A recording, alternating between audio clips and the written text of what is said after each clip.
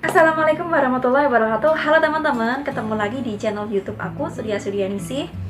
Nah teman-teman, pada kesempatan kali ini aku akan membahas mengenai neraca saldo dan kertas kerja atau biasa disebut dengan neraca lajur. Tapi sebelumnya aku mohon maaf ya teman-teman, karena kemarin aku tidak membuat video di minggu kemarin itu kan aku nggak buat video terbaru. Nah ini yang terbaru ya teman-teman, maaf sedikit telat.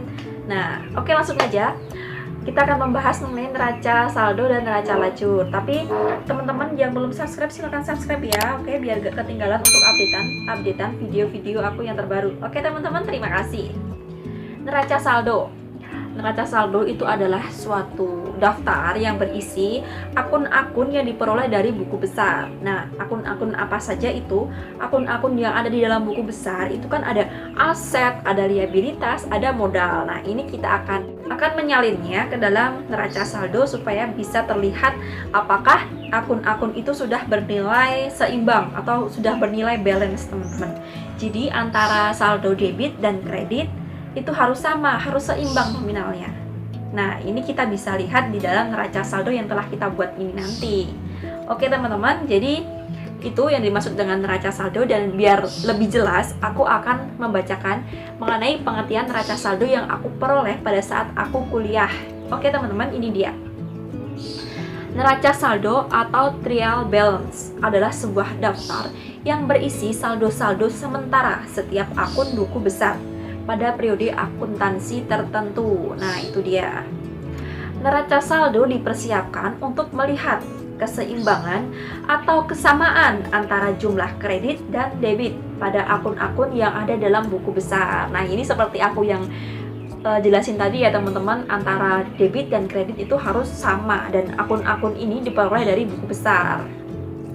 Lanjut ya teman-teman. Neraca saldo biasanya memuat ringkasan dari akun transaksi beserta saldonya yang berfungsi sebagai dasar menyiapkan laporan keuangan atau sebagai bahan evaluasi. Nah, ini sudah jelas kalau neraca saldo itu digunakan untuk membuat laporan keuangan perusahaan, teman-teman.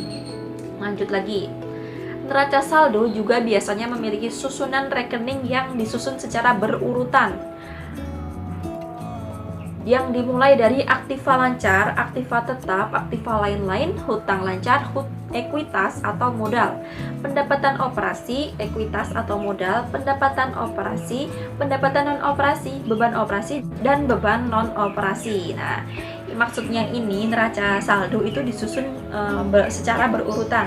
Dari yang mulai pertama itu kan ada aset. Nah, aset itu juga berurutan dari mulai aset lancar lalu aset tidak lancar, yaitu aset tetap.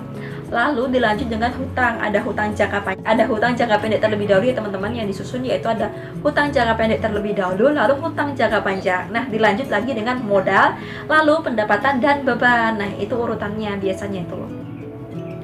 Lanjut lagi. Nah, setelah kita membahas mengenai pengertian neraca saldo, masuklah kita ke dalam fungsi neraca saldo. Nah, fungsi neraca saldo ini ada 1, 2, 3, 4. Yang pertama yaitu ada fungsi persiapan, yaitu untuk mempersiapkan pembukuan laporan akhir keuangan pada suatu perusahaan. Nah, ini untuk pada saat kita membuat neraca saldo, nah ini itu untuk mempersiapkan dalam pembuatan laporan keuangan perusahaan, karena setelah neraca saldo itu akan ada urutan lagi yang akan mengantarkan kita ke dalam pembuatan laporan keuangan, teman-teman. Yang kedua yaitu ada fungsi pencatatan. Fungsi pencatatan ini yaitu tempat melakukan beberapa pencatatan pencatatan yang dilakukan adalah pencatatan data-data pada setiap akun rekening. Lanjut lagi ya teman-teman, fungsi koreksi, tempat melakukan koreksi seluruh catatan serta siklus akuntansi yang telah dilakukan sebelum pembuatan neraca saldo. Dan laporan neraca saldo akan diketahui apakah ada kekurangan atau kesalahan pencatatan dengan cara melihat kesamaan antara debit dan kredit. Nah, ini juga udah aku jelasin. Kalau debit dan kredit itu harus sama, kalau belum sama, nah itu harus dikoreksi teman-teman. Inilah gunanya fungsi koreksi. Lanjut, fungsi monitoring. Fungsi neraca saldo adalah untuk melakukan pengawasan pada setiap akun dalam keuangan perusahaan. Nah, fungsi neraca saldo ini juga sebagai pengawasan dalam keuangan perusahaan ya teman-teman. Jadi kan kalau kita lihat neraca saldo perusahaan, nah kita kan bisa tahu tuh asetnya perusahaan ada berapa, utangnya perusahaan ada berapa. Nah itu bisa melihat kondisi perusahaan itu seperti apa. Nah gimana teman-teman, kita udah selesai membahas mengenai pengertian dan fungsi neraca saldo. Nah kita akan melanjutkan lagi di video yang selanjutnya, biar teman-teman tidak kelamaan dalam memahami apa yang aku sampaikan ini. Jadi sedikit-sedikit, yang penting itu masuk ke otak teman-teman dan juga bisa lebih mudah dipahami daripada aku membahas banyak-banyak tapi teman-teman kurang paham. Kan lebih baik sedikit-sedikit tapi masuk ke dalam pemahaman teman-teman. Jadi itu dulu ya teman-teman, pembahasan mengenai neraca saldo, yaitu ada pengertian dan fungsi. Nah selanjutnya kita akan membahas mengenai bentuk dari neraca saldo itu, dan kita akan membahas mengenai neraca lajur. Oke teman-teman, jadi itu dulu yang dapat aku sampaikan, kurang lebihnya mohon maaf. Wassalamualaikum warahmatullahi wabarakatuh.